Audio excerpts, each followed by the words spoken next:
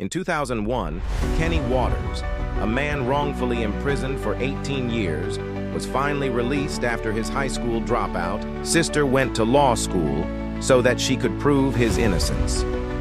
Let's dive into this true story. It was an 18-year struggle, and one which was to dominate her life.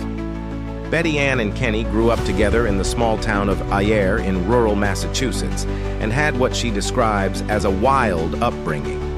They had a largely absent single mother, and Kenny would often get into trouble with the police. But when in 1980 a neighbor was brutally murdered and Kenny was charged with the offense, Betty Ann firmly believed in her brother's innocence and was shocked when he was convicted and sentenced to life in prison without parole in 1983. Despite their limited financial resources, the family did not hire a specialized lawyer, as they were confident that Kenny would eventually be proven innocent. Unfortunately, Kenny's time in prison took a toll on him, and he even contemplated suicide.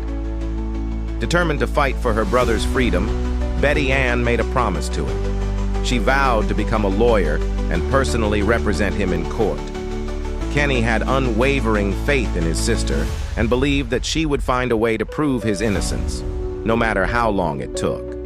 Despite not having completed high school, Betty Ann, a waitress and mother of two, enrolled in the local community college to pursue her dream of becoming a lawyer.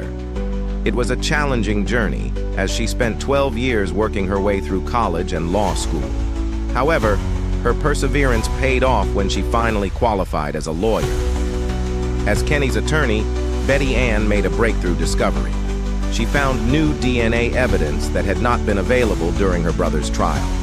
With the assistance of the Innocence Project, an organization dedicated to overturning wrongful convictions, she successfully had Kenny's conviction overturned. In 2001, after spending 18 years behind bars, Kenny was finally released.